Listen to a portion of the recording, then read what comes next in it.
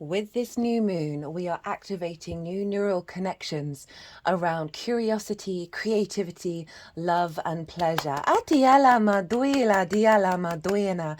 Hello and welcome to the All 12 Signs video series for the Gemini new moon. It's happening today. My name's Chloe. I work with card divination, astrology, and as you just heard, and as you can see, I channel multi-dimensional energies through my body. They bring in healing, attunement, and activation codes with these readings. I do apologize for getting this transit out late. This is because I did a Jupiter and Gemini transit that took a little longer than expected, and a pick a card reading for the Sun, Venus, Kanzimi that happened on the 4th of June. That's going out tomorrow on Friday, Venus's day. So I do apologize, but all of that energy is very much linked into this new moon. And I work with 6-month cycles. So if you're watching this after the event, you are not missing out on the messages that come through. For those of you who know your time of birth and know your natal chart, I really recommend checking out the sign that falls in the first house. This is called your rising sign, where your ascendant is, because I read for all of the signs as if they are in the first house. However, it never invalidates you looking at any other part of your chart, perhaps where your sun or your moon are, because they are always getting activated with every lunation. Just tap in, go and look to see whatever sign it is that you want to tap into. Look to the house that it's in, the themes of that house, as well as all the meaning you've got going on in that sign in your natal chart, and you want to apply all of that meaning to the messages that come through. It will be as if that sign has now moved to the first house. You just got to add on your natal chart meaning on top of it. Right, I am reading for Scorpio and Libra in this video, so let us begin. Scorpio rising. How you doing, Scorpio? Right, so firstly, want to apologize for the delay in this message coming out and this reading coming out. As I said in the introduction, the Jupiter and Gemini transit that I've done took a little longer than I thought it would, and then I felt very inspired to do a pick a card reading for the Venus-Sun conjunction Cazimi that happened on the 4th of June. That's going out tomorrow on Friday, which is Venus's day. All of those transits are very much in alignment with what's going on here with this Gemini new moon. So felt, we're building on that energy. And also I work with 6-month cycles. So even if you're watching this after the event, which you will be because the moon's happening today, you're not missing out on the messages. And I feel like we can retrospectively tap into energy for you to set those new intentions. So for those of you who don't have Scorpio in the rising sign, I read for the rising signs. Look to where Scorpio, where Scorpio falls in your natal chart. Look to the house that it's in and the themes of that house. You want to apply those themes as well as all the meaning you've got going on in the sign of Scorpio to the messages that come through. It will be as if that Scorpio energy of your natal chart has now moved to the first house. So the astrology in regards to the rising sign will still link in. You've just got to add on your own natal chart meaning on top of it. Well, where is this happening for Scorpio rising then? Well, this beautiful new moon in the sign of Gemini is happening in your 8th house. The 8th house is about the outside world's resources. It's the house of transformation, right? Can often be linked into mortgages, loans, taxes, car insurance, bonuses, commissions, as well as inheritance, both 3D and cosmic inheritance. And so these themes are that you can, let me just talk about all the themes first before I get to the intention setting. It's also about the exchange that you have with the outside world between anything other than yourself, right? The give and receive, right? The exchange. And this can be time, money, things, energy, intimacy, ideas, all of that kind of energy is also a very magical house. So it's this is the house of relationship dynamics, right? And so this is about your relationship dynamic with source, and being able to work with the resources from the outside world.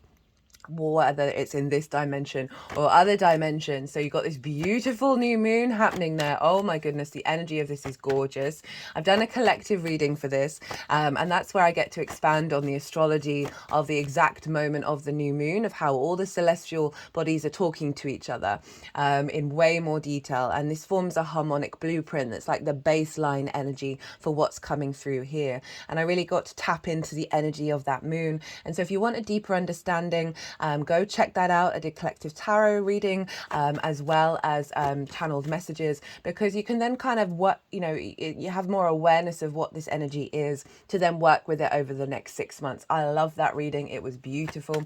And so here we are with this reading. So the tarot will relate to how it affects the Scorpio area of your chart. So new moon's great time to set intentions, to plant seeds, because the moon is at her darkest, her most receptive, and she represents our unconscious, our intuition, our emotional body, our needs, whether they are being met or not, and how we give and receive nourishment. So these are all big energies we can work with the 8th house. So if you're looking for a mortgage, right? This can be a great intention to set, working with maybe more bonuses, more commissions. You can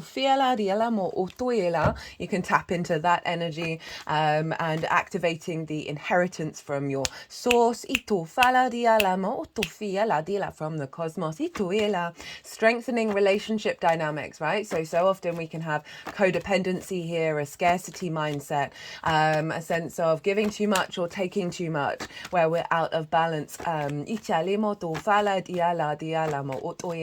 we can set intentions around elevating our relationship dynamics with anything other than ourselves. You may have a particular area of your life that you want to strengthen. Strengthening your relationship with source in order to co-collaborate.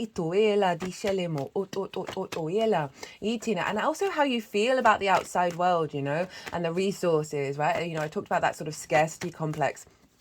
So often we can be like, we can have a plan and we're like, well, I can't do that until I get this from the outside world. Say you need a loan to start a small business and you're like, well, until I get that loan, I'm not going to make any steps towards it. This is externalizing all of your needs to the outside world, right? You're giving away your power. With this 8th house, it's really important to get into balance of realizing, no, you can do things and you can separate yourself from perhaps old dynamics and old relationships where you haven't received what you've needed, and then seeing that recreated, reclaim that power, and get back into your own authority. This is also, oh my goodness, I can't wait to talk about this. We're bringing in a really beautiful energy here with this new moon. This is really elevating us away from old paradigms. It is very electric in its nature.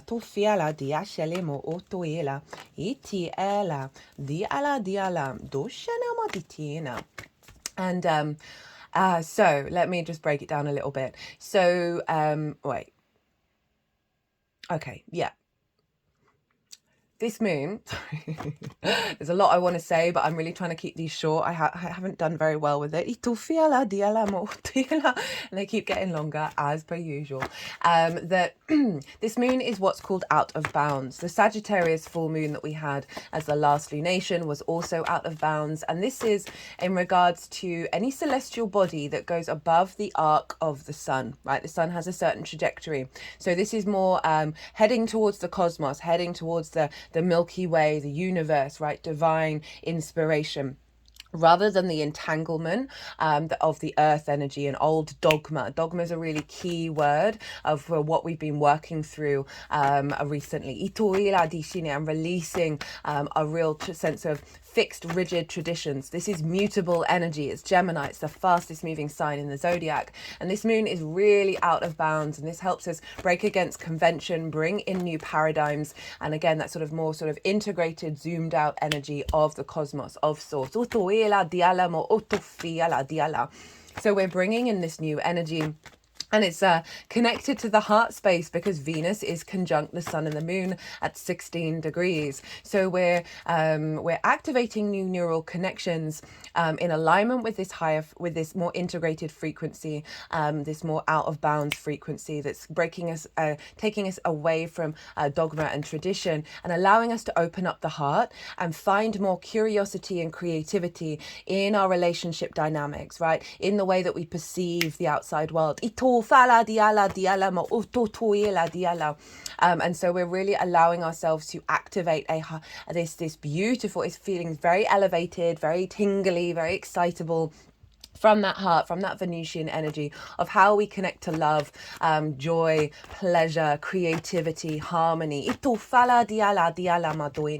with this very mercurial energy of Gemini, it's very playful, curious. We're able to find different pathways. Now, Jupiter and Mercury are also in the sign of Gemini. Mercury is conjunct Jupiter, and Mercury is ruling this moon. So Mercury is influencing by conjunction with the sun, moon, and Venus, as well as by energy transfer. And it's very close to Jupiter. And so Jupiter provides elevation, provides wisdom, provides a sense of abundance. This can bring in opportunities and a deeper wisdom and a deeper perspective around old relationship dynamics that you're now elevating.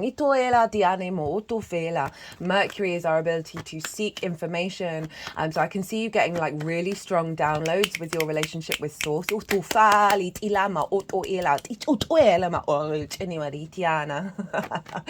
the energies like that one. And Mercury being very powerful in its own sign of elevating that playfulness, of not getting stuck and taking things too seriously in the best possible way, that's allowing more flow, more adaptability, more change.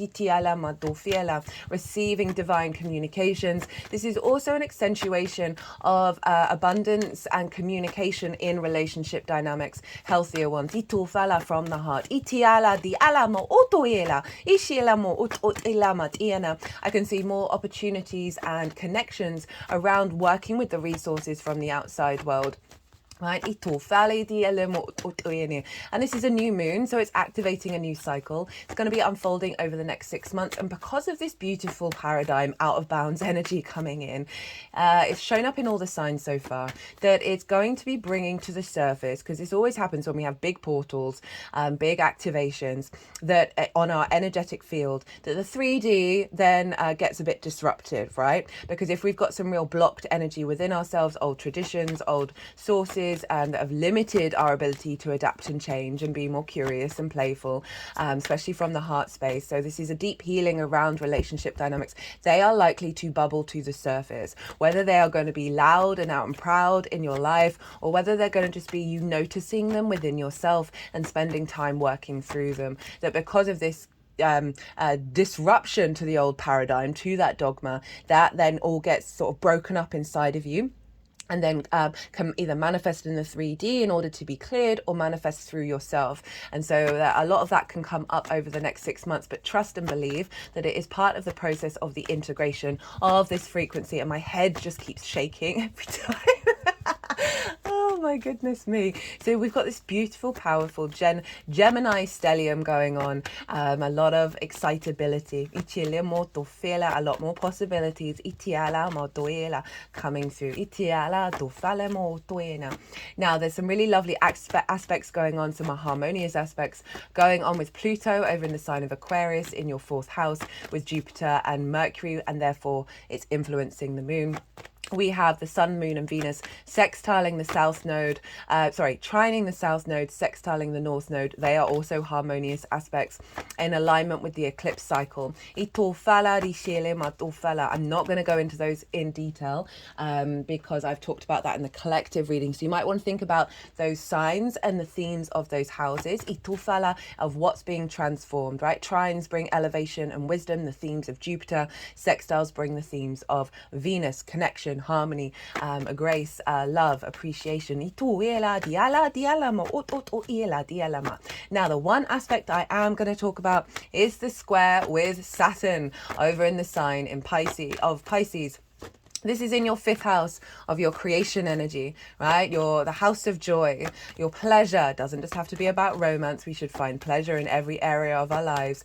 Joy, play, amusement, games, children, both literal children, your children, children you work with, figurative children, your inner child, and creative things you birth into the world that feel like your children. It is also linked into romance, love, and dating. Now, Saturn, right, I've done quite a few. I've done 3 Saturn in Pisces transit series. The first one is still relevant. The third one is the one that's live right now. Saturn's going to be retrograding at the end of the month, and I will be doing that transit series. They're all in their own playlist. But Saturn can bring about restrictions, limitations, a heaviness, right, a sense of withdrawal. And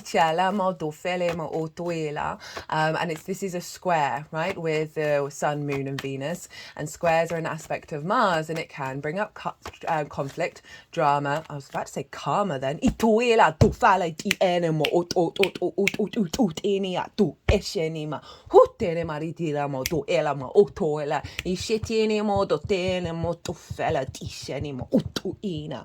Just heard the phrase releasing karmic bonds, karmic contracts, and we do have Lady Justice there.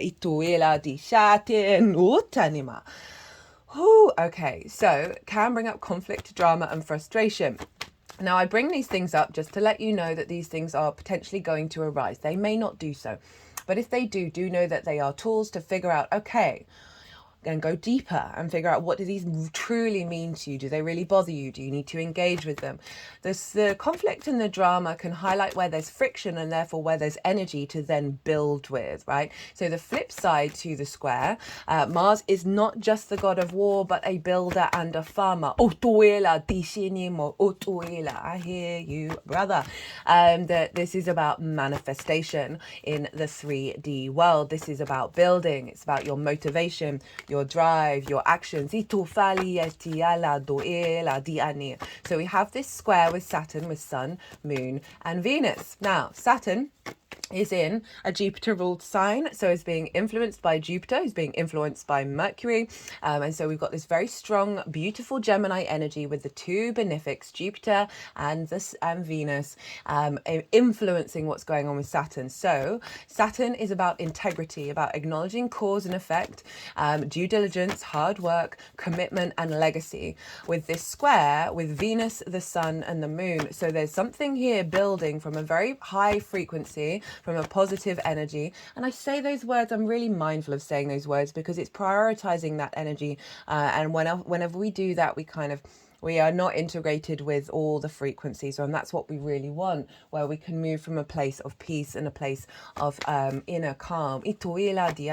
But this building energy of commitment, of legacy, of like a strength of your integrity, when it comes to your creation energy, when it comes to how you find pleasure and joy, that it's going to serve you for the long term. You're building here with the Sun, Moon, and Venus, which is activating a cycle. So this is going to be imprinted over the next 6 months of building relationship dynamics that are in alignment with your integrity around your pleasure and your joy, right? And your creation energy. I can see this as you building with resources from the outside world, whether that's source, your guides, or the 3D, in alignment with your creation energy. And that's a really powerful space, as well as redefining old dynamics that may have distorted your pleasure, your creation energy, and your joy. We are building new dynamics here. They're more playful. They're not necessarily taking things so seriously, in the best possible way, allowing yourself to adapt and change and be fluid, and not expect things from the past to keep repeating themselves. Look to where your sun and your moon are in your natal chart. Look to the houses that they're in and the themes of those houses. You want to apply those themes. Duela di scenima ufficiale enia ituela di ela ituela di ena ma otuetinia. Sorry, I always get oof.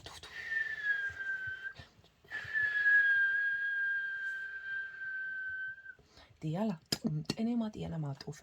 Sorry about that. They just wanted to do some energy work with Mercury and Venus. What was I saying? Yeah, you can apply those themes to your intention setting, the seeds that you plant over this new moon, as well as just be aware that those themes are likely to show up in this unfolding that brings in a more personal understanding of this moon for you beyond this general reading. If you want a deeper dive on this transit of what shows up, my website is in the description box with my my email address is on the website, so you can get in contact. I've also got an Instagram account. You can send me a message there or leave me a comment. So the deck's down, the cards are out. I'm going to go consciously quiet and soften my mind. The energies that I work with, they are going to move these cards around. They're going to do some energy work, and then they're going to put the cards into the 3 piles. I'm doing things a little bit differently, regulars. I'm not doing past, present, and future. The 3 piles are going to be what is being activated, what is the challenge, and what energy to work with that challenge, as well as the tools to amplify the energy of what's being activated. So I call you to soften your mind as well and let everything settle. Don't try and overthink it, and then see what intuitive hits come up for you.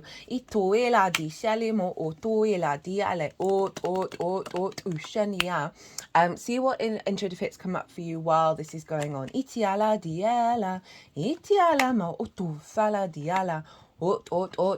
Shelemat it at ila diala shenema itiala tufatiala tiala etilamo dishati dishalama diala dishalamo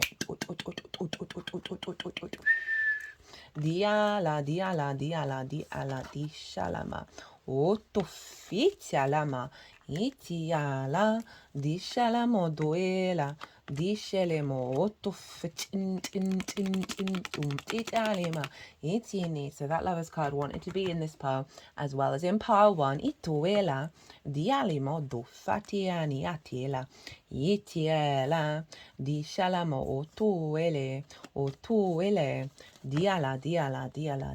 Okay, my lovely Scorpios, hello. So what's being activated? 10 of Wands in reverse, Jupiter's card, the Wheel of Fortune.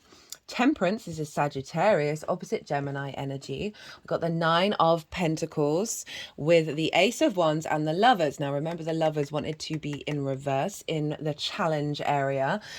So the 10 of Wands, this is, really love this for the 8th house. So 10 of Wands upright, there's a sense of a weight, of a burden, of you having to do all the things, right? No support. Itala dosheni, and this can be in your relationship dynamics as well as receiving resources from the outside world. There's a lot of heaviness, there's a lot of burden. You're not able to enjoy being out in the world. This figure can't even see that it's a beautiful day. There's a home in the background, so that for some of you this may be linked into resources around the home. Diala is coming in reverse. There's a release of this. There's a release of all alone, of having to carry so much weight, so much burden all by yourself. There's more receptivity coming in, whether that's with the outside world, your relationship dynamics, or your relationship with source, getting more support. Diala. I'm thinking about the fire here, right? That's Sagittarius, which is coming up, is your 2nd house which is opposite Gemini, which is your skills and tools of how you manifest and bring in regular income rather than sort of more one-off things, which is in the 8th house. Things that you value and how you value yourself. And so it feels like there's been you having to do all the lifting, right? And not necessarily having like perhaps regular income or an understanding of your own value. Itofala, and being able to enjoy your life. Itoela, the shini opposite this sign, and the new activation here where you're getting more support. Perhaps this may be a bonus, a commission that comes in. Itofala, where it then helps your sense of value as well as understanding that there is receptivity coming through with the outside world. We've got the Wheel of Fortune. This is Jupiter's card, who's going to be in the sign of Gemini for a year. I really do recommend that transit. Although wherever Jupiter is, it can really, the more we tap into that energy, it happens once every 12 years, the more we can accentuate it. So I do recommend that transit series. I've got the Wheel of Fortune.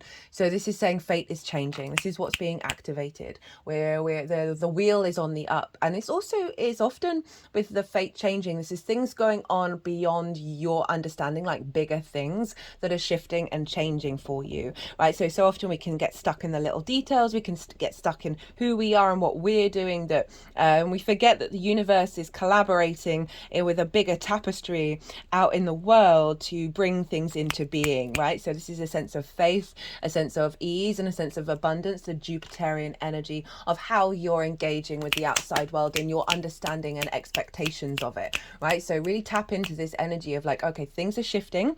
I don't necessarily know the how or the why, but allowing yourself to know, okay, we are moving beyond the old paradigm. We've got Temperance.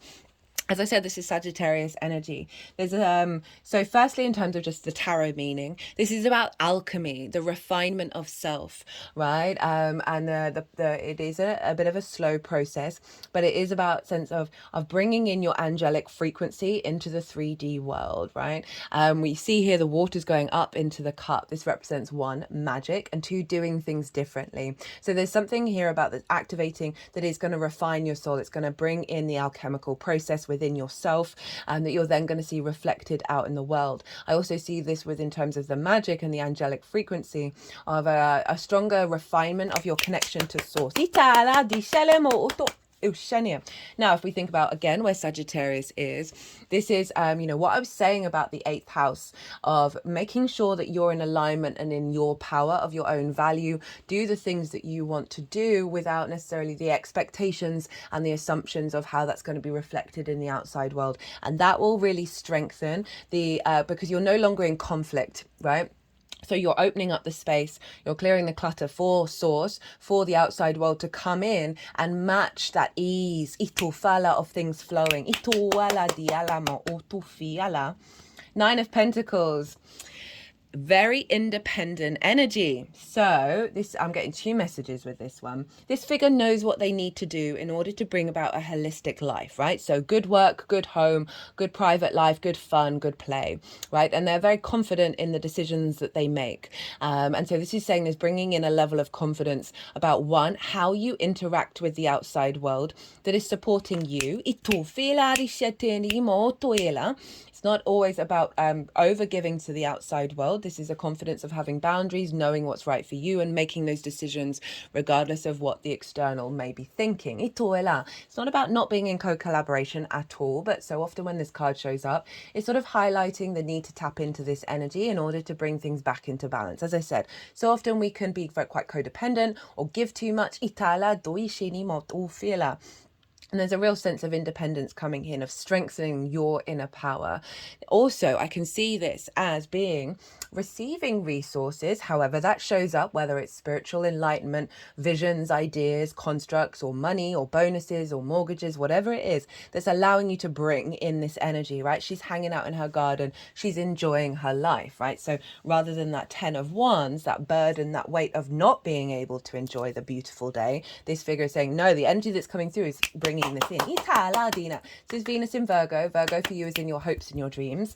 So there's something about activating that and being in receptivity with the outside world. It also could be a healthier relationship dynamics that just helps you feel more confident being yourself. Ace of Wands, a renewal of, so we move from that 10 to the ace. I love it. Of your passions, your drives, your motivations, right? Your creativity, very magnetic energy, very virile energy, lots of life potent force. I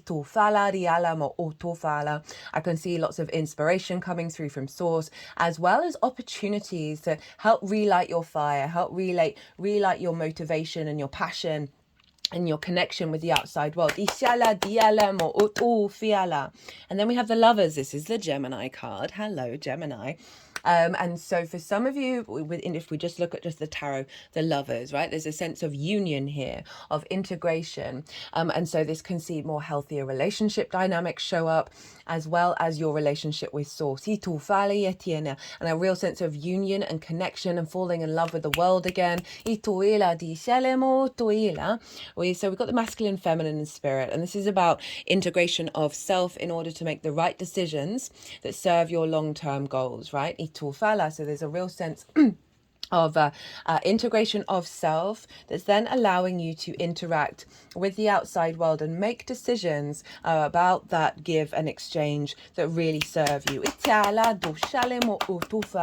I'm just drawn to the Two of Pentacles at the bottom of the deck now, and so this is my fear, like Five of Swords in reverse, moving away from conflict and power structures that do not serve.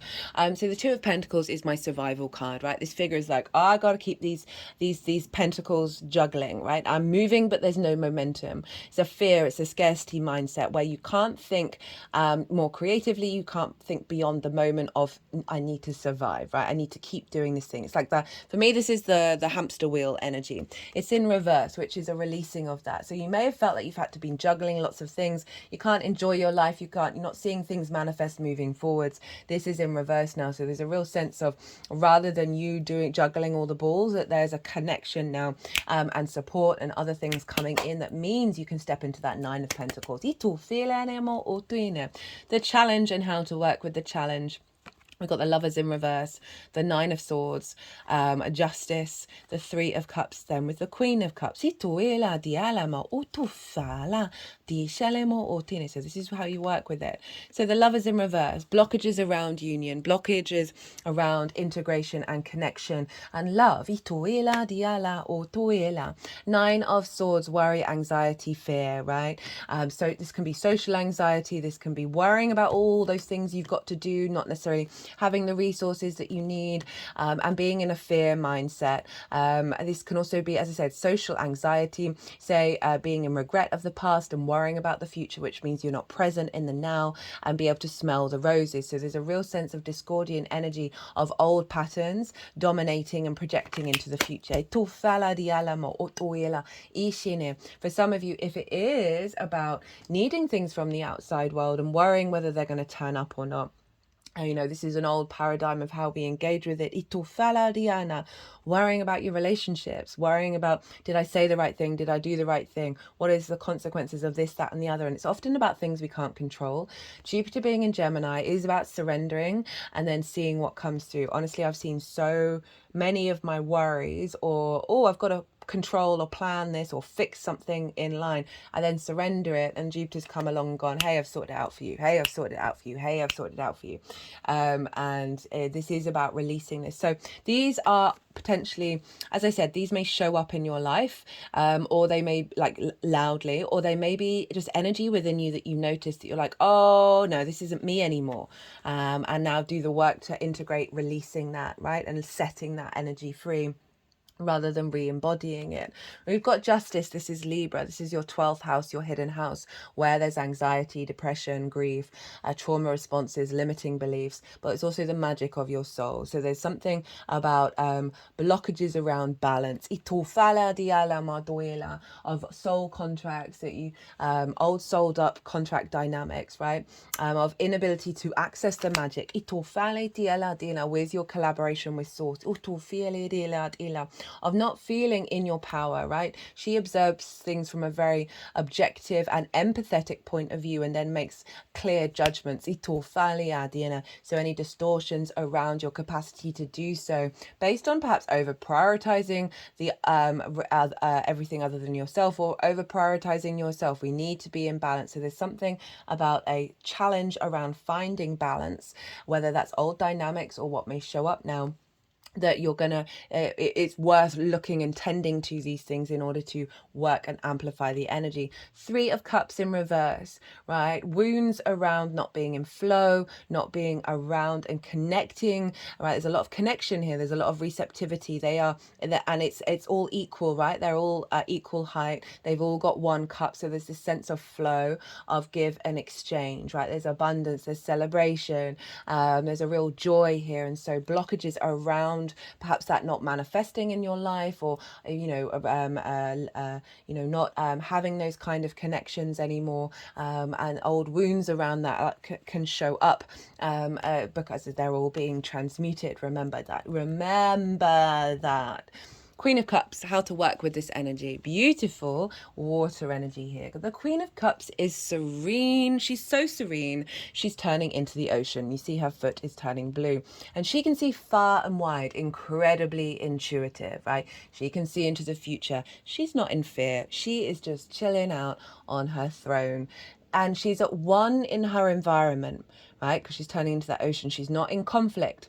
She is a cultivation of your intuition, of your emotional body, and really bringing deep nourishment into it. But the main thing is with this energy of tapping into this Queen of Cups who isn't worried about the future, right? Are you going to get what you need? Are the relationships always going to be the same? She's not worried about that. She knows things are going to unravel in the way that they need to, and she's very present, and she's very at peace with her energy in the present moment, right, rather than being in a fear mindset. So that's a beautiful energy. Tap into that Queen of Cups, tap into your intuition, allow yourself to pause when these things come up and step into your emotional body. If there's any releases that need to happen, let them come through, right? It's not about hiding from our emotions. It's not about rejecting our emotions. It's just knowing you are a multifaceted, multi-dimensional being. You can hold space for lots of different things within yourself. And one of those things you can hold while perhaps working and healing and giving nourishment to those old emotions is this sense of serenity, this sense of peace, this inner calm within yourself while working through all of this. The tools to amplify what's going on here. 3 of Swords in reverse. Knowing that these swords are being released, knowing that this is the energy around you, that old paradigms, old wounds, old ideas, constructs, assumptions, expectations, preconceptions, they do not serve you anymore. They are not part of this new paradigm. So when they come up, observe that you are flipping the switch. So as a tool in reverse, this is calling you to realize that this is around you right now to help facilitate this, rather than looking to the past, right? Rather than holding on to those wounds. This is about letting them go.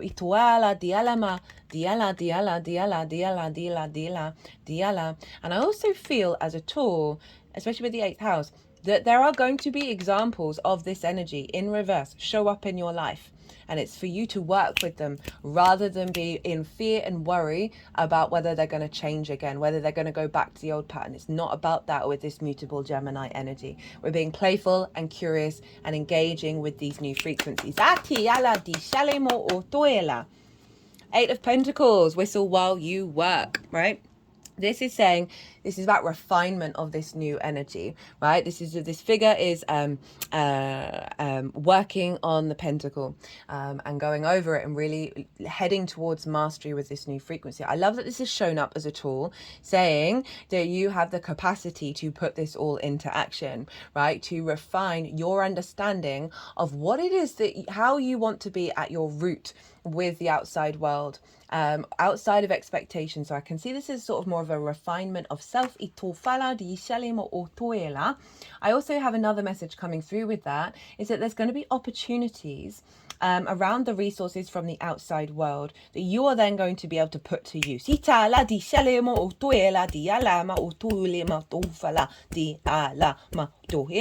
for some of you, this could be a commission, a bonus in the ways that you work.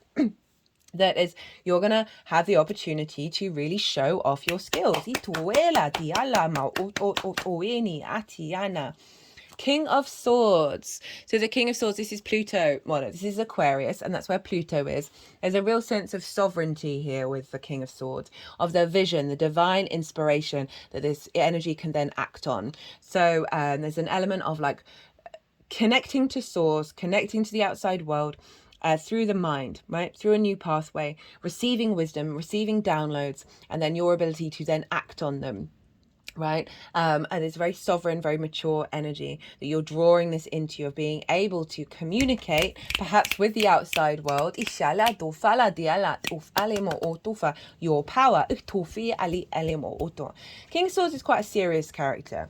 It's kind of fixed in nature. But what I feel with this is this playful Gemini energy you're going to be able to implement into a fixed mentality.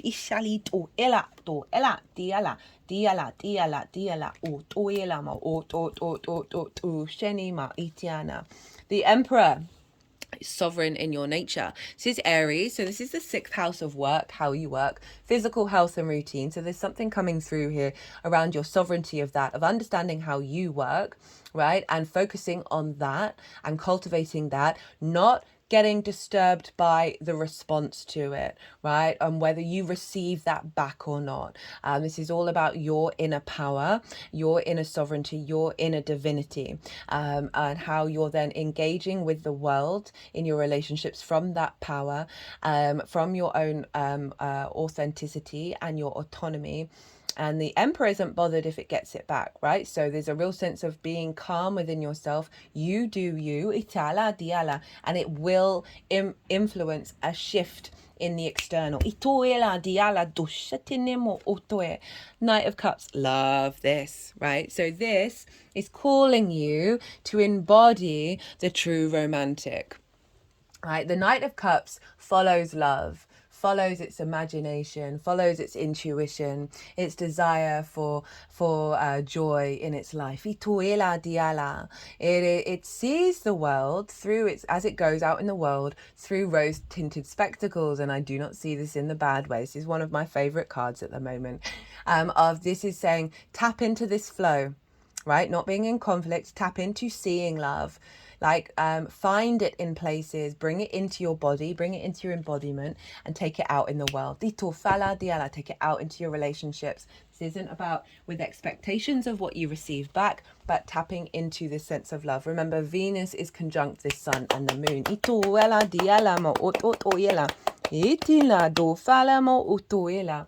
Love that. Right, I'm going to get a couple of oracle cards for you, Scorpio. Dinah. This is from the 4 Agreements Oracle. Oh, no, that's far too many. 4 Agreements Oracle, very mercurial in nature. I've been using it for all the Gemini transits. It was given to me by a Gemini rising, and I looked into the natal chart of the author of the book that this is based on, and I recommend that book to anybody. And they have a Virgo sun, so doubling down on the mercurial energy here with this deck. And then we have the Shaman's Dream, which is I feel very Jupiterian. Jupiter can be very spiritual, sort of the philosopher energy, the bigger knowing. And so this is tapping into some bigger energies that are around us of the more sort of cosmic nature.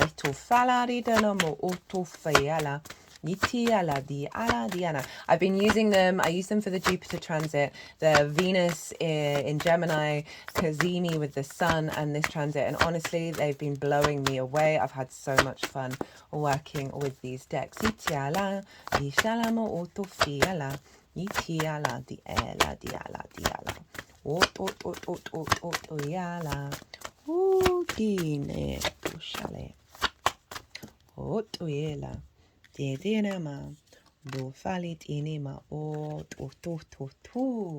Okay, so I've got 2 of those. So always do your best. What does that say? Practice makes the master. By doing your best over and over, you can master the art of transformation. Oh, that's so funny because the 8th house is the house of transformation. By doing your best, the habits of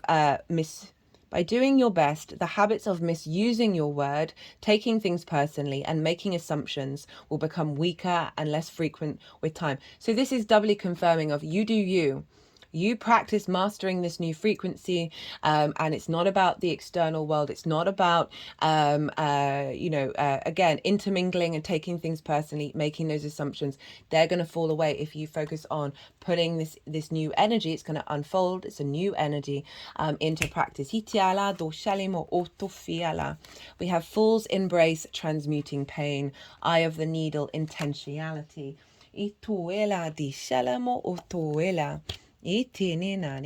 Remember to play and have fun as well.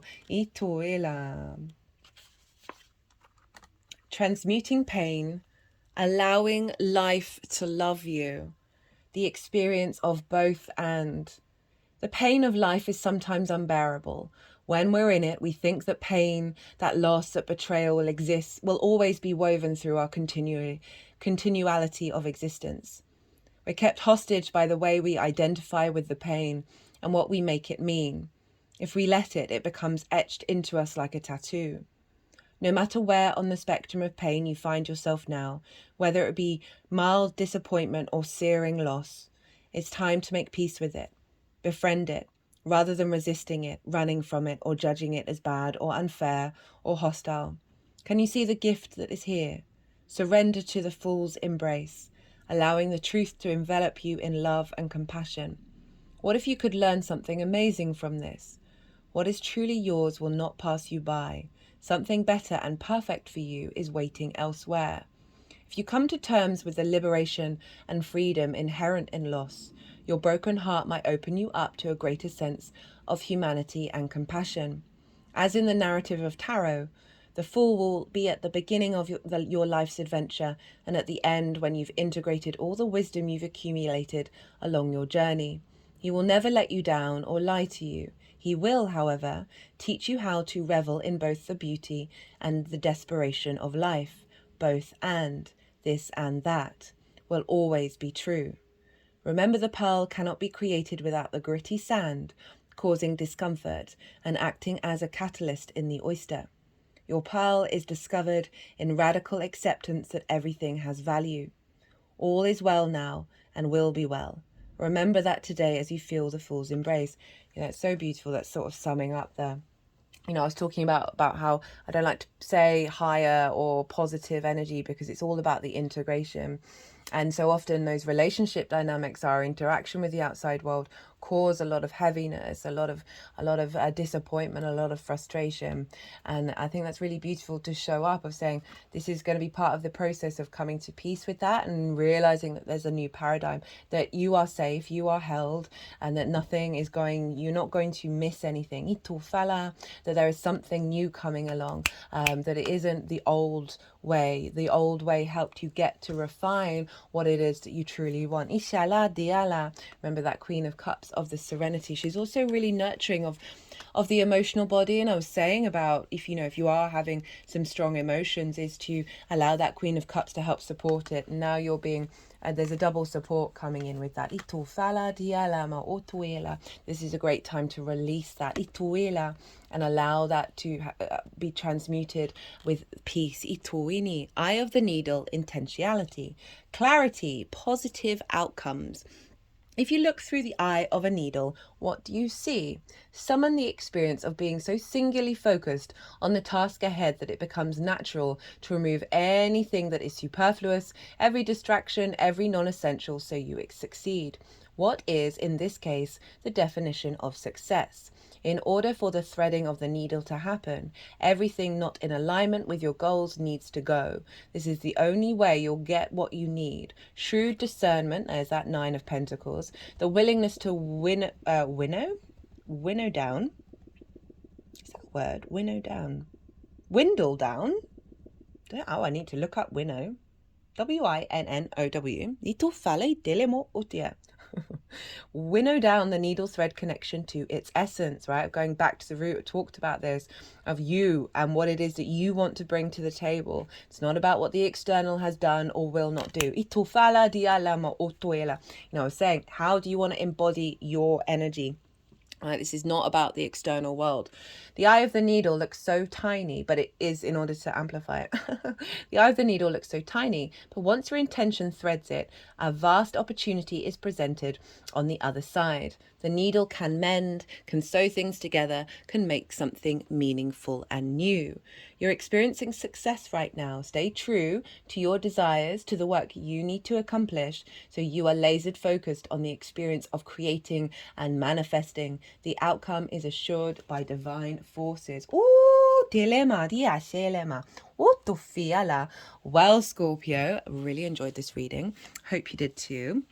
If you did and it resonated, or if you just like looking at the tarot and hearing about astrology, it would bring me a great joy if you hit that like button. It helps the algorithm as well, which is always lovely.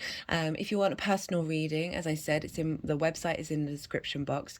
Scorpio, be good to yourselves, be good to those around you, and most importantly, be well until we meet again. Libra rising. How you doing, Libra? So, what did I want to say? So my brain just went blank just because in about how many minutes? 23 minutes. The moon will be exact. Inshallah, do falemo utoela diala.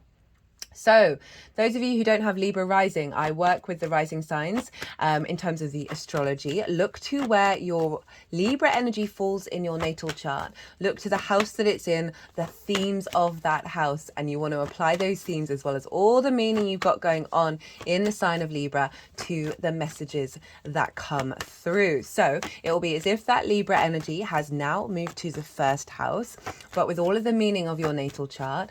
And so the astrology will still link in. As always, take what resonates, leave what doesn't. Well, beautiful new moon in Gemini. I do apologize for the delay in getting this transmission out. This is because I did a Jupiter in Gemini transit series and it took a little longer than anticipated. And I also did a Venus Sun Kazemi pick a card reading. That's going to go out tomorrow, Friday, on Venus's day. Your ruler Libra, Italia Modoine. And the themes of those two transits are very relevant to what's going on here with this new moon. I do recommend them, especially the Jupiter transit. That's a year-long transit that we're working with there. Italia doi shini. However, in this reading, I work with 6-month cycles. So you're not missing out on the messages that come through when you're watching this after the event. And I also firmly believe that we can retrospectively tap into energy. So planting those intentions later at a later date is still going to make this all get amplified.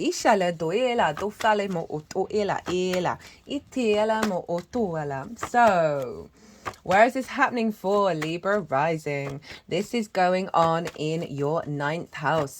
This is the house of the gods. This is all about perspectives, right? Your morals, your ethics, your philosophies, your connection to book, religion, source, nature, science, all of those matrices that are bigger than ourselves, that we are connected to, and it's how we figure ourselves out in relationship to them and how we map ourselves out as we move through these cosmic waters to those around us, our society, the collective, the world, the universe, all of those things, those big picture ideas, the whys and the wherefores. It's also about learning and teaching. It's more about mastering something that you may have been working on for a while, and then sharing perspectives. We're not here to change people's minds, simply share what we figured out.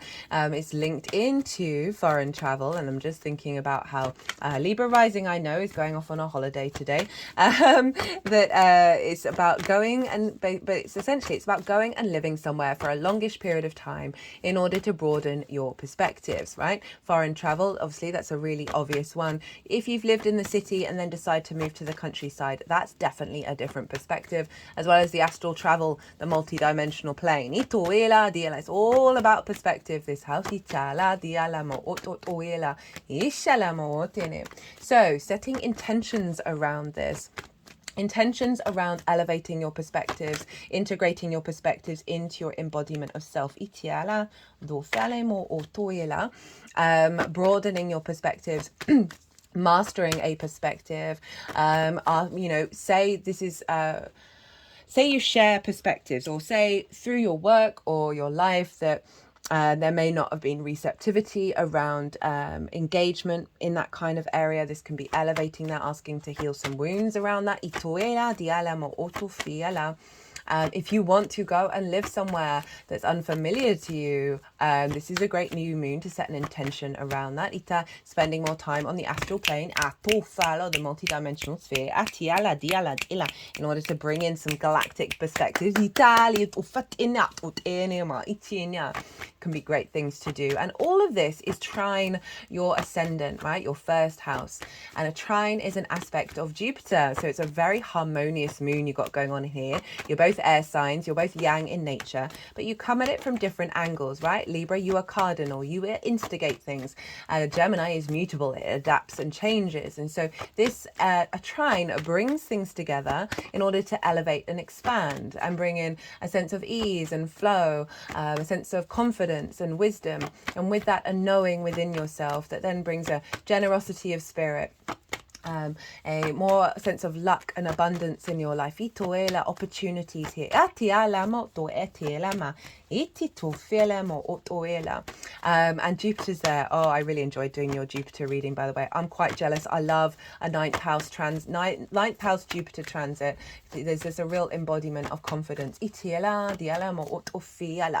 this is trining your ascendant, and your ascendant is how you embody your sun or your moon in your actions and your deeds. It all depends if you've got a day or a night chart, which luminary is providing wisdom to your ascendant about where you're headed. Now, your ascendant is your navigator. It's the lens in which you move through these cosmic waters. It's your, the first house is your body, your sense of self, your character. It's often how other people see you, because they see that embodiment. They see those actions and deeds rather than what might be going on behind the scenes. It's a very powerful house, the house of self. So we've got this beautiful support, this new activation going on in your ninth house around how you map yourself out in the universe, right? The ninth house can often get a bit of a bashing, especially at the moment, because we can feel quite disconnected. We can feel, because of everything that's going on in the world, of being like, I don't feel connected to this frequency. I'm now in pain and suffering because of what's going on. I'm feeling so much emotional connection.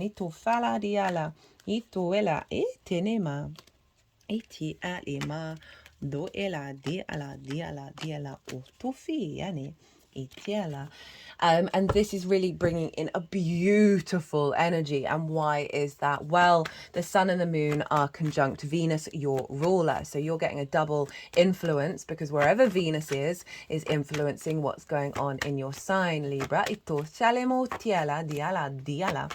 And this, so we've got the beautiful Venusian energy of the heart space, right? Of love, of connection, of harmony, of grace, of connection. So I can really see you connecting from a more heart-orientated space around your perspectives, from a sense of love, and you're able to connect the dots of these perspectives and really elevate them. This moon is what's called out of bounds. The Sagittarius full moon was also out of bounds, and this means that a celestial body is going above the trajectory of the sun. So the sun has a fixed trajectory through the sky, and if a celestial body is above that, it's reaching towards the galaxies, it's reaching towards the center of the universe. So a more sort of galactic, integrated, expansive energy, more of an evolved energy, because it's not closer to Earth, and therefore getting stuck in dogma and paradigms of like entanglement of the heavy Earth energy. That's not me being discrediting to the Earth in any way. She's so powerful. She's glorious. I love her. Apologies, Libra. I had to pause for a second. So I was talking about your perspectives being received. You can set intentions around that, of being received more externally in a way that's more receptive, right? And finding more abundance. On wisdom, and the sharing of that. In your embodiment, right? That trine to your first house, of really elevating your ability to walk your talk. And this is going to be influenced out into the rest of your chart.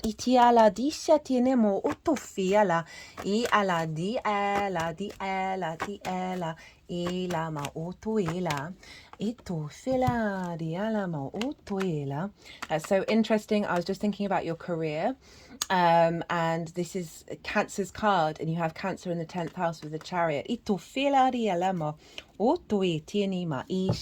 So what else is going on with this new moon?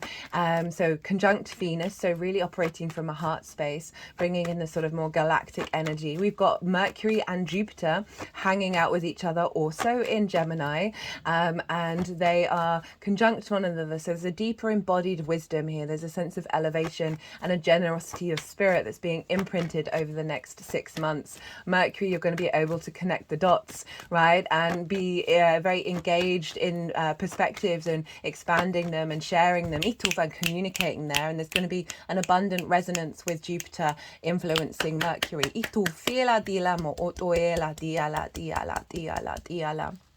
And they're trine Pluto over in your 5th house of your creation energy, so it's really realigning a higher, this sort of integrated perspective around your creation energy and your joy and your pleasure, and you're going to be drawing towards you more receptivity around that, that's in alignment with these perspectives. And the reason why I was thinking about career, because the moon's always influencing your 10th house, right? So there's always an alignment around your life purpose and your career showing up with this activation here.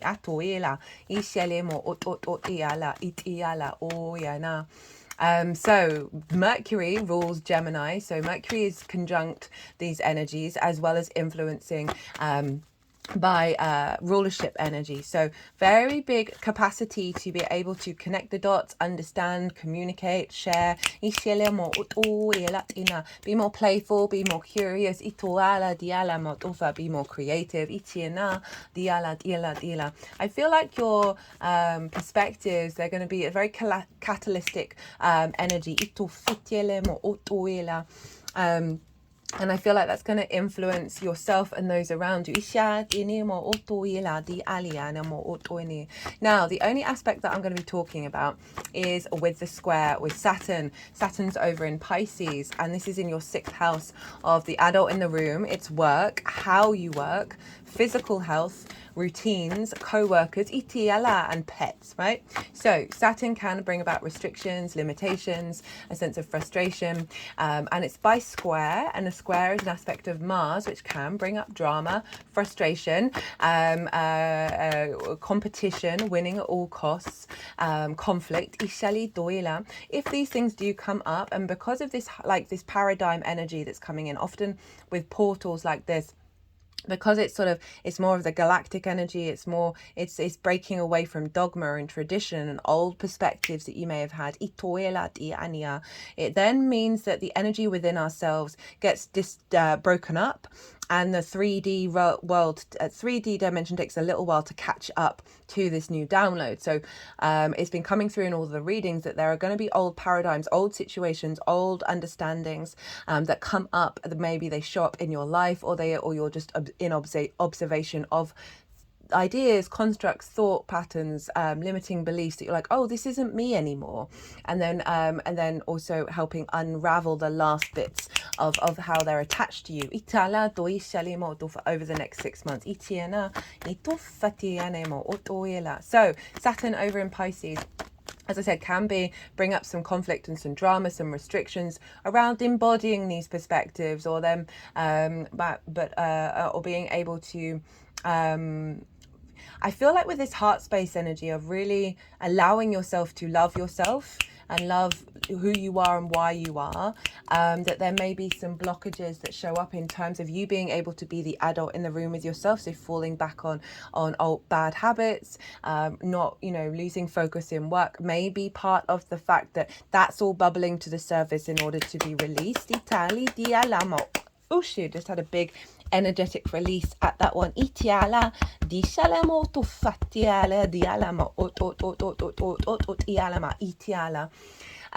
the flip side is this: Mars is not just the god of war. Mars is a builder and a farmer. And a square is about manifesting in the 3D realm. It's about building and creating in the 3D.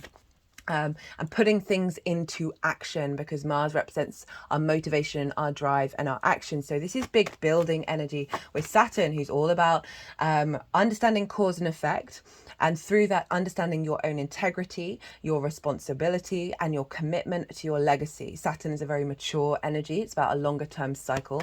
You've got a lot of dedication going on in the 6th house to understanding the way that you work, right?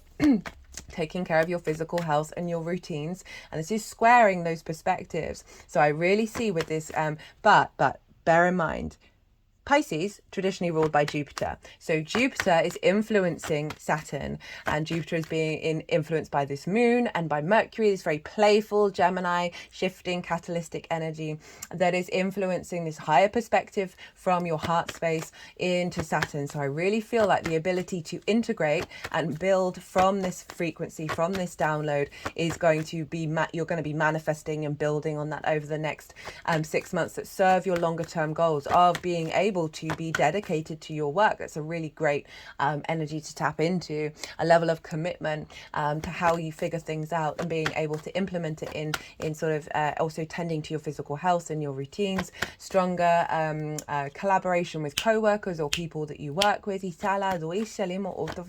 your confidence, being able to express your perspectives through the way that you embody yourself, right? So it's not necessarily through communication, it can definitely obviously will be, but also through you walking your talk. This is bringing in a level of integrity. My root chakra is just shaking as I say that. That's going to serve you. So the other aspect, Ishilia, that's involved here, and I haven't brought this up with anybody else but Libra. Yeah, this moon is trining your south node that's in your sign, and the north node is sextiling the north node in your 7th house of relationships. So this is, I can definitely see this is activating where you're headed, as well as refining of self, of these perspectives, this alignment with the communication. Say you've got one-to-one clients, of activating and a strengthening of that, of bringing those in and working with them on a one-to-one basis with people. These perspectives and your understanding of yourself in the world, bringing in relationships, one-to-one relationships that are more in alignment.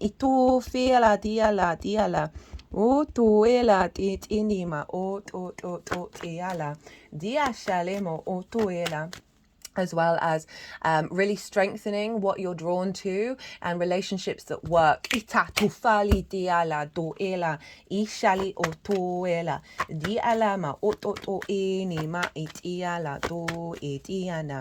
So look to where your sun and your moon are in your natal chart. Look to the houses that they're in and the themes of those houses. Did we get a flipper? It felt like there was a flipper. Nope. The themes of those houses, right? So those themes are likely to play a role, maybe one, maybe all, maybe none, of how this energy unfolds, because your sun and your moon are always activated, and therefore the themes of those houses always are connected into the lunation cycles.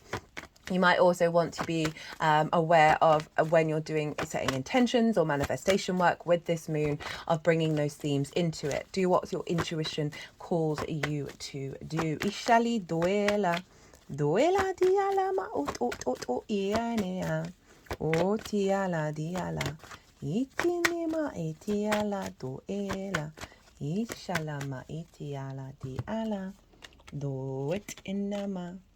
Do it iala o fania o tuele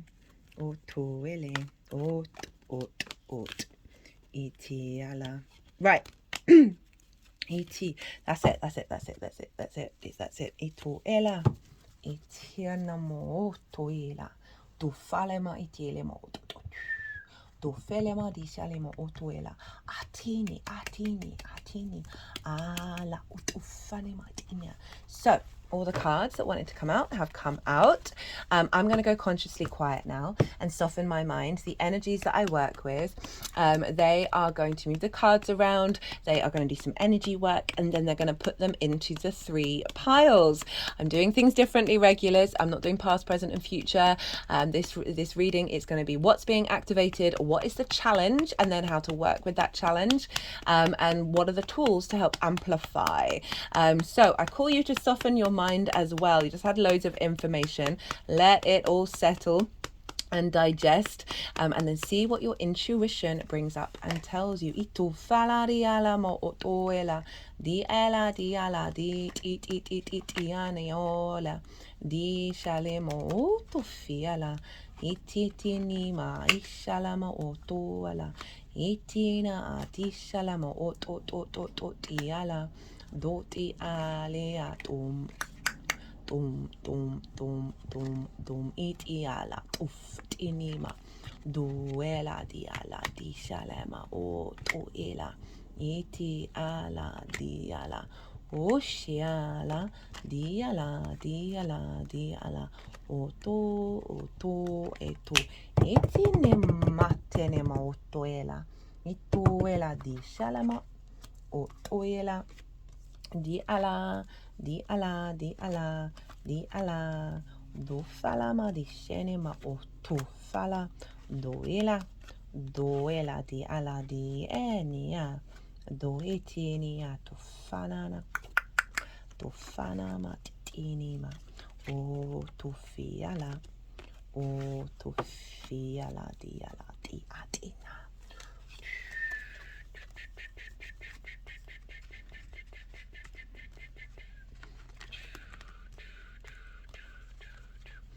Di ini atiala etiala oshani ma iala diala tinne ma o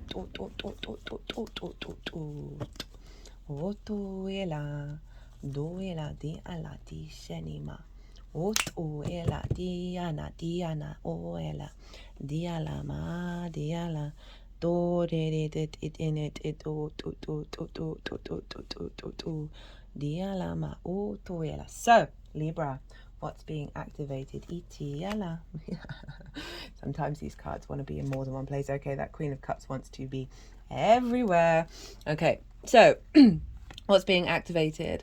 10 of Wands in reverse. We have the 3 of Cups, the Magician, hello Mercury, 10 of Cups, the Wheel of Fortune, 9 of Pentacles, the Chariot, 8 of Wands, Queen of Cups. I've got a lot of cards showing up for you, Libra. 10 of Wands in reverse. So this figure feels very heavy, very burdened at the way that they're looking at life. I mean, they can't even enjoy their life, right? There's a sense of weight and responsibility here, right? And then also there's an element of feeling alone. And doing a lot of the heavy lifting. But overall, this is a sense of the perspectives not having a lightness to them, of their feeling like there's a burden here of your existence on this planet. It's in reverse, so there's a release around this weight, around this heaviness of again, not excuse me, not being able to fully connect to the beautiful day. I'm just going to pause because that's not going away. So a release, and I'm bringing in some lightness here. The 3 of Cups. This is flow, unity, celebration, joy, abundance, right? This is also, you know, in the element of sharing. And there being receptivity to what it is that you perceive. But overall, there's a real sense of rather than this heaviness, of really enjoying life, right? And your perspectives and your ability to embody this lightness, this joy, this sense of flow. The Magician. A perspective around the magic that you have within you, and a perspective of seeing everything as from a place of magic. That you do in fact have the resources around you to engage in these matrices in order to manifest, rather than that 10 of Wands, which feels like a blockage and a heaviness. This is also about you being able to communicate perspectives from this more magical place. But there's real sense of of manifestation through perspective. 10 of Cups. right? This is about viewing the world in a very enlightened way, right? In a sense of unified. These are all in alignment, right? This is the chakra body for me anyway. It's the only rainbow in tarot, where we're seeing an activation of your internal perspectives manifest out in the world.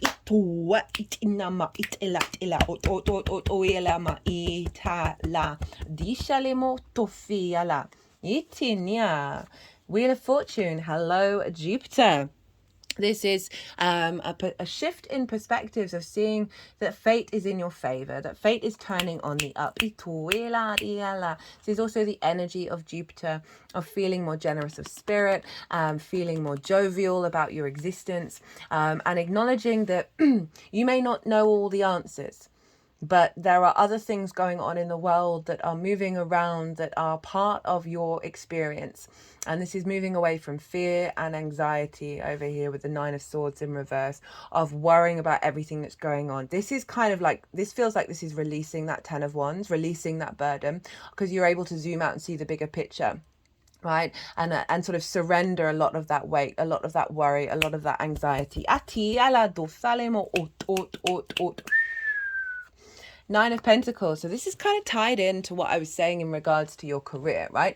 Your perspective affects absolutely everything, whether you use those perspectives in the work that you do or where you're headed and in terms of your life purpose. It doesn't matter. It's still defining you, right? And so with the Nine of Pentacles, this figure knows what they need to do in order to bring about a holistic life, right? Good work, good home life, good play, good work. Of giving the space and the freedom to enjoy the abundance of existence. So it could be in alignment with what these perspectives are bringing in, whether it's through you sharing them, or whether it's that embodiment in the other ways that you work. Remember, it's squaring Saturn over in your 6th house of how you work. So whatever it is that you do in the way that you work and how you figure things out, these perspectives are bringing more a sense of independence and confidence and abundance into your life.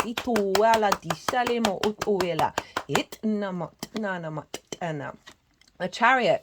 This is Cancer's card. So this is your 10th house of your life purpose and your career, your visibility, your reputation, how the big outside world sees you. Career does not have to be life purpose. It can just facilitate it. This is the card of victory, right? Of acknowledging all the resources around you, all the perspectives around you, and being able to integrate them and work with them. That's taking you to a place of victory. It's a very positive card. There is a sense of movement into a new paradigm. This figure isn't trying to control the situation. There are no reins. They are in balance with the yin and the yang, the sort of the polarity of Gemini, right? Rather than being in conflict.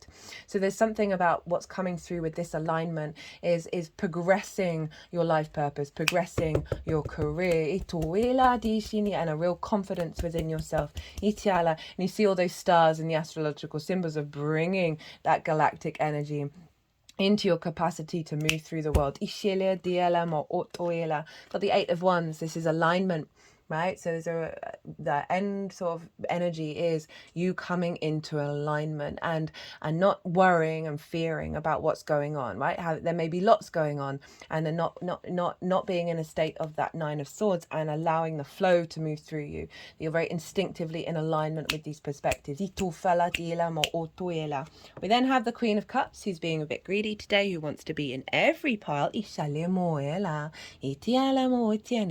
Queen of Cups, incredibly serene and very psychic, right? She can see really far into the future, and she's not worried, she's not bothered, she's not this Nine of Swords, which is all about anxiety of the past, right? Regret of the past, worry about the past, freaking out about the future, not being present, not being able to smell the roses. This can be a lot of, oh, I've shared my perspective. What does it mean? What's the influence? What's going on? What's the impact of it? Social anxiety. How are you connected to everything? Feeling very overwhelmed by the world and things that you can't control, which means you aren't enjoying your individual life. In reverse. So this is one of the energies. This is shifting. So this Queen of Swords is the opposite of that. Sorry, Queen of Cups is the opposite of the Nine of Swords. She is so serene and in her present moment and connected to the environment. Her foot is turning blue and turning into the ocean.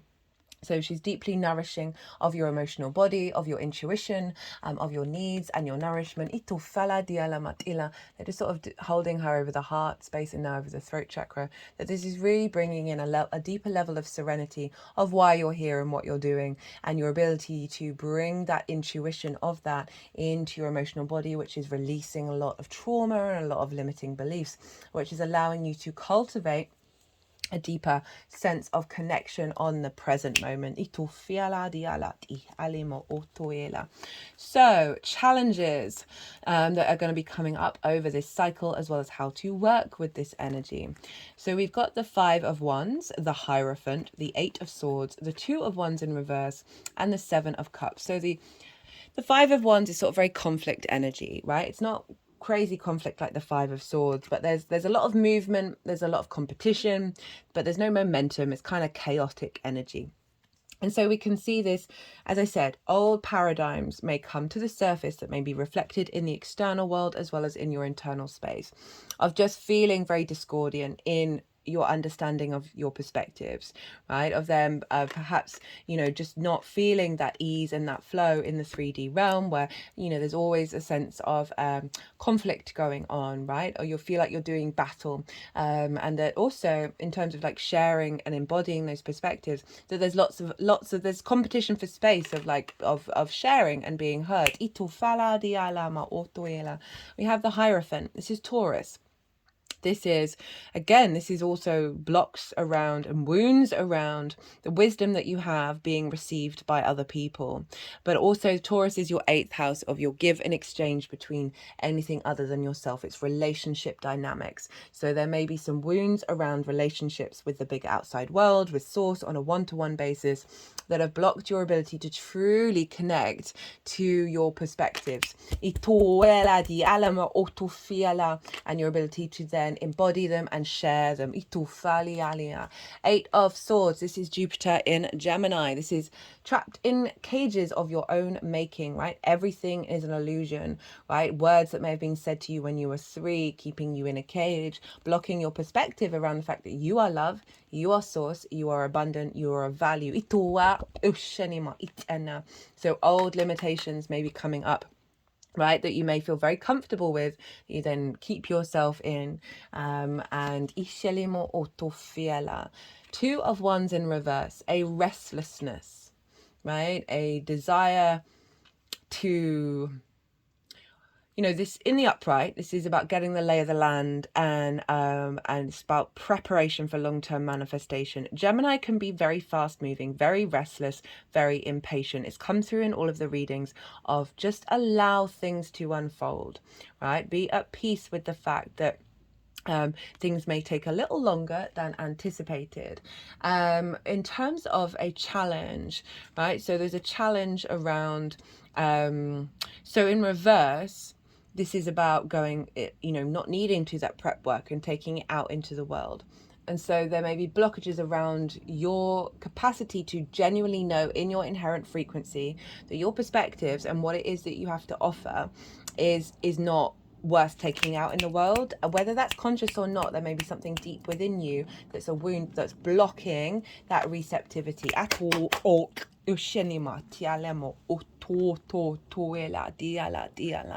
A block around being able to fantasize and dream beyond your current limitations, right? And really be able to explore new paradigms.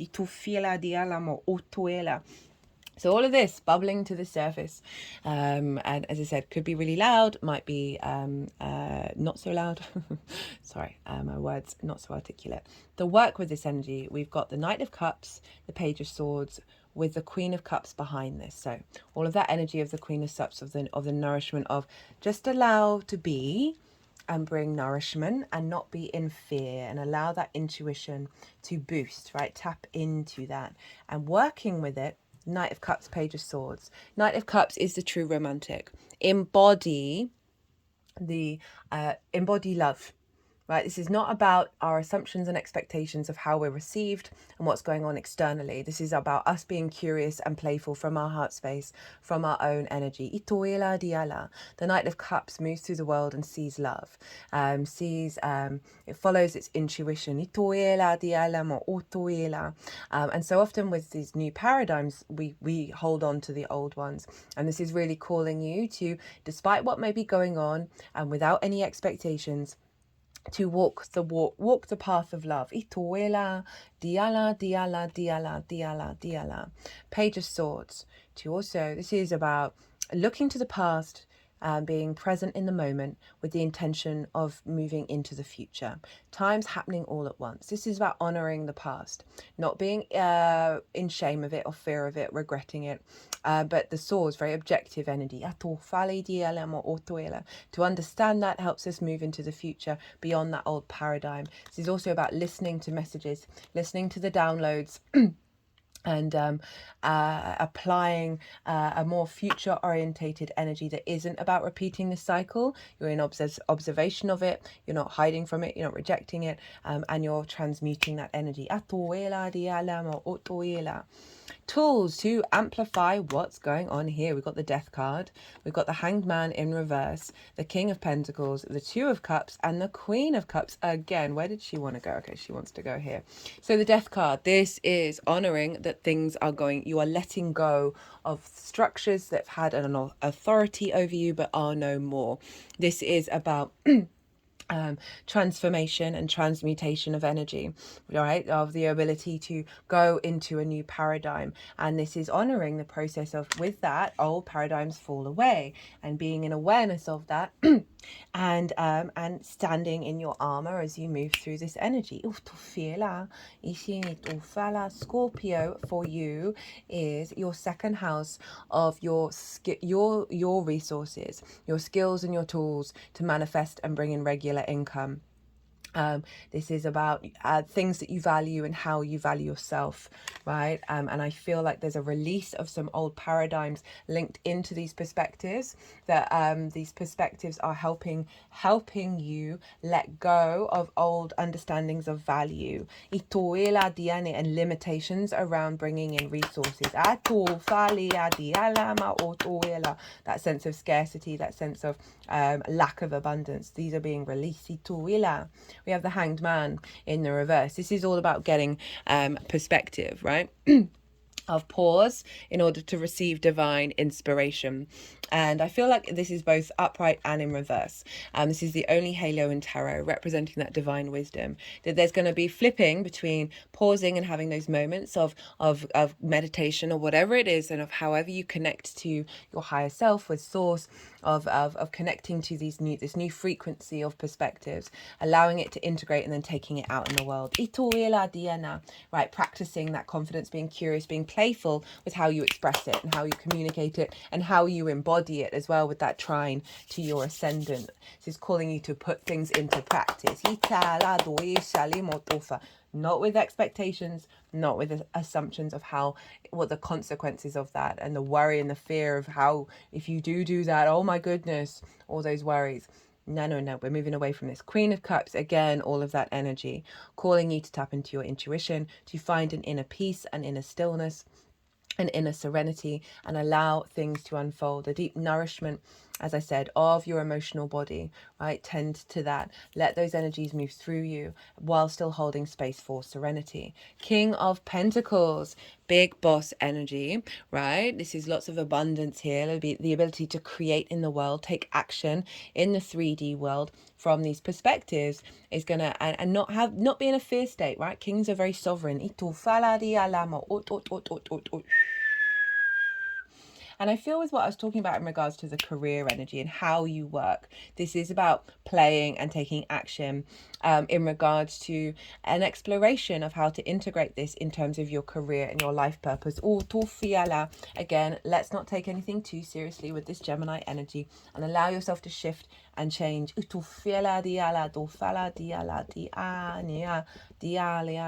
of Cups. Union. A sense of love and respect and honor and dignity for who you are and how you perceive. Dishala diala mo otoela. Diala. The more that you tap into that within yourself, the integration of the masculine, feminine, and spirit, the more deep healing that you do, the more you become into alignment, the more your energy becomes sovereign, and you're not distorted by external energies. Italia dosh in the way that you perceive the world. Itufala nemo otoela. In terms of, I see this as collaboration as well, in integrating it in the way that you work and relationships. Remember that Aries energy of with the other, right? So this can be a healthy business partner where you've got similar perspectives. Itoela di alama, doela di ela meet or feele, itiala do shalemo otofa, as well as generally just falling in love with being on this planet again. Itoela diala. There's all sorts of things that could come out with that Two of Cups, but it is about respect, honor, and dignity, right? And being perceived in that way, a sense of union, a sense of connection to these perspectives. And the tool is to focus on that. If you're not getting that, it's not about being in judgment or criticism about not receiving that. It's about realizing, okay, well, how do I reorientate my energy? Am I being distorted by that? Is this having an impact on me that just simply isn't part of my current soul path? And then redirecting. Itoela di shalemo otofiela. Itialemo ototoeni. But I do see this as a really the ability for you to integrate love into the way that you perceive and seeing, like, these are like, could see them as the two twins of this sense of balance within yourself, balance and understanding of the external, where you are not feeling diminished.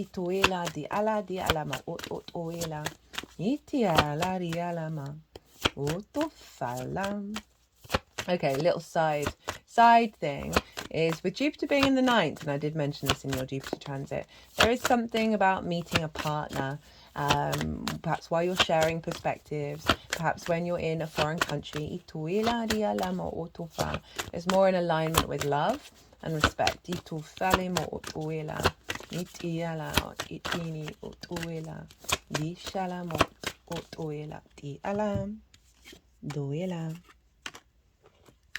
Okay, so got two of each, my lovely Libra.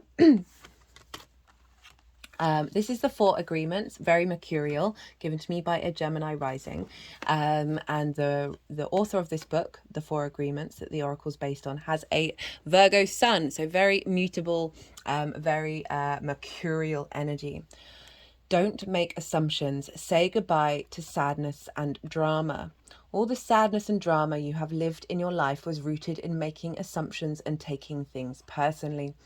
The whole world of control between humans is based on that. Take a moment and consider this, right? So this is about releasing those assumptions and the external being a personal thing rather than an objective thing. And so the more that you disentangle yourself, the more truth you will find of your own perspective that is to do with your frequency and not the external. Be impeccable with your word. Release the power of your word. Your word is the power that you have to create. It's a gift that comes directly from God. I can see a lot of inspiration coming in, a lot of downloads coming in around this, as well as, you know, being, and I say this mindfully because I don't want anyone to sort of go into a fear mindset if they're not always 100% amazing in the way that they're communicating. I don't think it's about that, but I do think it is about walking your talk with integrity, and tapping into the energy frequency about how you perceive, and doing work on shifting that if it's falling back into that Nine of Swords. So we have 12 Dragon's Hoard. Protecting the future, legacy, true riches. In the Dragon's Hoard, jewels and precious objects scatter the ground, while ancient scrolls inscribed with the wisdom teachings lie within reach. Oh, got some wisdom teachings that you're going to be able to get a hold of. Ituela diala. This is a rich opportunity, and you can fill your satchel with the treasure you like best. Take the gifts offered you and dedicate them to the well-being of all, beginning with your own. But beware, all that glitters is not gold. Select the precious treasures that will further your spiritual growth. Ninth house is very spiritual. And avoid the shiny objects that are empty of real value. This is that square with Saturn around integrity, right? You have a really strong opportunity here to integrate your perspectives at a more advanced level that isn't about impulse. It's about your soul's instincts, right? Well, impulse control can come from trauma responses and limiting beliefs, right? Where we go through for the immediate gratification rather than what genuinely serves us in the long run. And that's with this trine to Pluto over in your creation energy, where a lot of addiction can lie, right? Know that the hoard does not belong to you. It belongs to our grandchildren. What is the inheritance that you wish to leave for tomorrow? What seeds are you planting that you will harvest in your old age when you are weary? What seeds will bear fruit after you are no longer here? So that really helps take out of the perspective of like your perspectives, your intentions. Would you want your children to have them? Would you want the children of the next generation to have them, right? That can be a really helpful thing to really do a really deep soul dive into how you perceive the world. The dragon guards the legacy of the future. All who come empty-handed or to fill only their pockets with gold lie in a dusty heap of bones. You have been allowed entrance by virtue of your kindness or your spiritual practice or sheer luck. Consider as well that your present, this moment, is the future to the dragon. You may be the one we have all been waiting for, so do not hesitate to take what bequest has been reserved for you since the beginning of time. This is the time to be bold. Do not delay or overthink.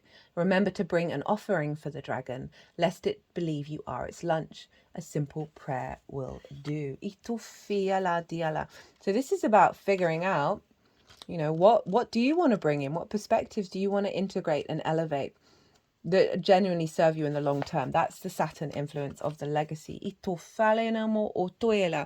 And here we have a whale song, remembering, harmonizing, resonating.